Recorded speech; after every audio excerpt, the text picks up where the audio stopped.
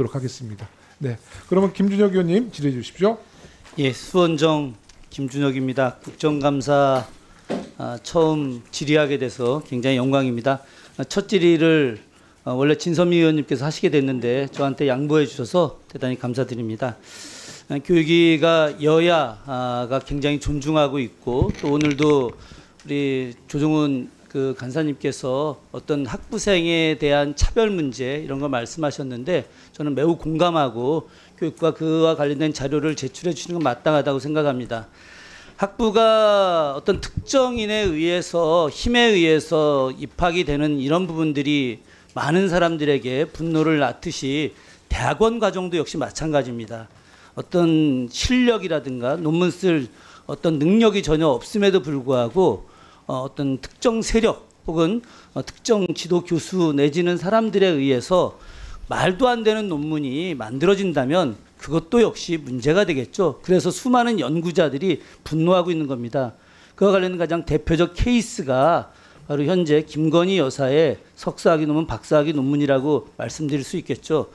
저도 대학에서 논문 심사를 했고 물론 박사 논문 제출도 했었고 여러 대학에서 논문 심사를 해왔었는데 그럼에도 불구하고 이처럼 심각한 논문이 존재한다는 것은 정말 상상하기 힘듭니다. 그래서 그와 관련돼서 국민대학에서도 논문 검증을 해왔지만 저희가 이것이 국민대학 논문이 얼마나 잘못된 내용인지 저희 의원실에서 밝히고 있고요. 이번에 공개할 겁니다. 그리고 여기에 대해서 이런 박사학위 논문을 충분히 통제하거나 아니면 검증할 수 있는 표절 문제를 검증할 수 있는 여러 장치들이 교육부에서 만들 수 있었음에도 불구하고 교육부가 그것을 의도적으로 회피했다라고 하는 그런 정황들과 관련해서 제가 오늘 이야기하려고 합니다.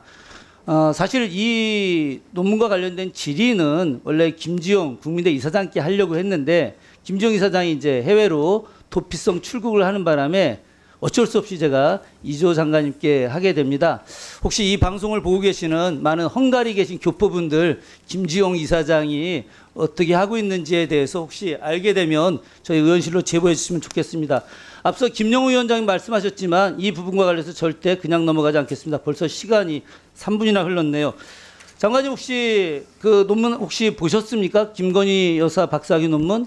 직접 읽어보진 않았습니다. 예, 직접 읽어보진 않았죠. 표절률이 보통 이제 10% 이하를 인정하고 있는데 국민대학교에서도 어떤 가이드라인 같은 게 있습니다. 15% 정도로 그 가이드라인을 이야기하고 있는데 자료 한번 보여주시죠. 국민대학교 관련돼서 예, 국민대학교 관련된 아니 이 내용 말고 예, 그 가이드라인 예, 국민대학교는 15% 안을 이렇게 유지하고 있는데요. 김건희 여사의 박사학위 논문이 이제 국민대학에서 평가를 했는데 카피킬러 뭐 등등해서 이제 심사위원단이 했는데 12%, 17% 정도다. 크게 문제되지 않는다. 이렇게 이야기를 했습니다. 근데 국민대 검증 상황하고 똑같이 하기 위해서 저희 의원실에서 카피킬러 구입해서 이렇게 검사를 해봤어요. 그랬더니 무려 29%나 나왔습니다. 이건 말도 안 되는 내용이죠. 이게 그냥 빙산의 일각입니다. 국민검증단이 만들어져 가지고 국민검증단이 조사를 했는데 뭐 여러 내용들 아마 관련된 자료 보셨을 텐데 혹시 이 내용은 좀 알고 계십니까, 장관님? 네, 저 처음 들었습니다. 네. 아, 그러신가요?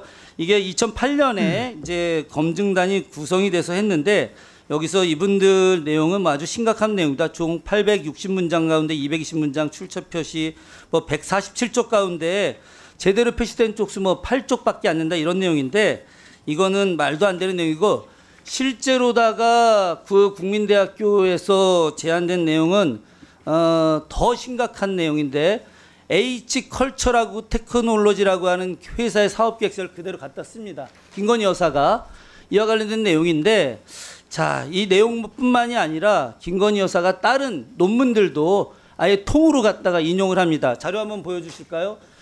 중앙대학교의 석사학위 논문이었던 김영진 분야도 전혀 다릅니다. 이 논문을 수지까지 같이 똑같이 쓰고 논문 제목도 역시 같이 쓰다 보니까 오타가 나오게 됐고요. 중앙대학교의 박사학위 체육학 논문을 그대로 갖다 인용을 하면서 김필승 박사학위 논문을 인용하면서 수치 오타 다 똑같이 하고 있습니다. 자, 영상 한번 보여주시죠. 자, 윤석열 대통령이 어떤 이야기했는지 한번 보겠습니다. 소리.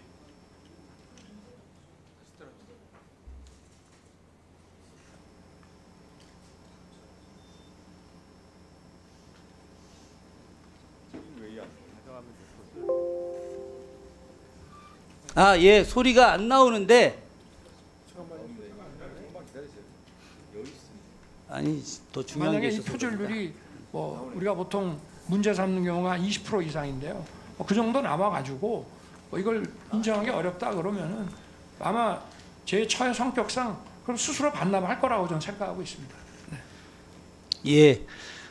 자, 장관님, 이 내용에 대해서 어떻게 생각하십니까?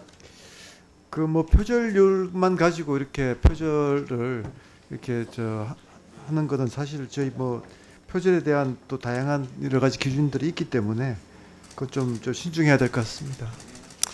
제가 그러면 두 번째 질의 때 이 논문 내용이 얼마나 잘못됐는지를 다시 한번 이야기하겠습니다. 지금 시간이 좀 부족해서 네. 제가 그러는데, 자, 교육부가 연구윤리 확보를 위한 지침 개정안 행정예고했습니다. 이때 문제가 너무 커져가지고요.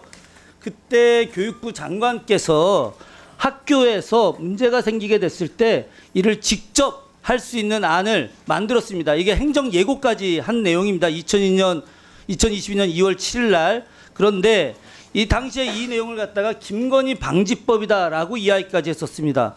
그런데 정부가 바뀌고 나서 갑자기 내용이 바뀌게 됐습니다. 어떻게 내용이 바뀌게 됐느냐?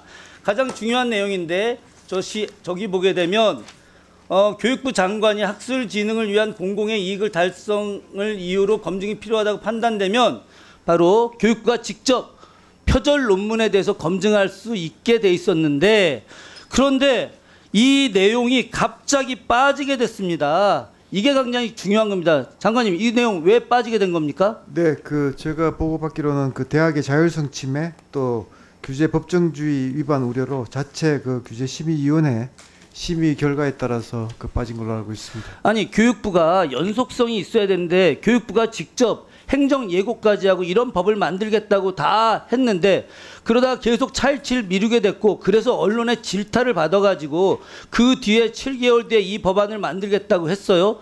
그리고 나서 이 법안을 만들겠다고 했는데 다른 법 내용은 그대로 다 들어가 있는데 왜 이 부분만 빠졌느냐. 그래서 많은 사람들이 이 정부가 김건희 여사의 표절 논문을 갖다가 교육부 차원에서 검증을 막게 하기 위해서 저걸 뺀 것이 아니냐, 이런 의혹이 있는데 맞습니까, 아닙니까? 저는 뭐 특정 그런 뭐 분의 그런 그걸 위해서 한 거라고 생각하지 않고요. 그 규제 그 법정주의 위반이라는 그 우려 또 자체 규제 심의위원회의 그 심의 결과를 존중해서 한 그 조치라고 생각을 합니다.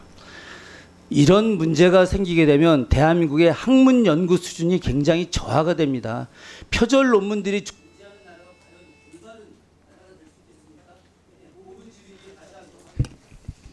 네, 김건희 여사 논문 문제는 정말 빨리 매듭지었으면 좋겠습니다. 하여튼 정부 측이나 우리 여야 국회의원님들께서도 이 문제를 좀 빨리 매듭지었으면 좋겠다는 말씀드릴게요.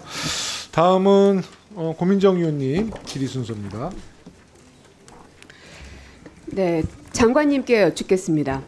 그 6일에 교육부가 의과대학 학사 정상화를 위한 비상대책이라는 거 발표했죠? 네, 6년제 의과대학 과정을 5년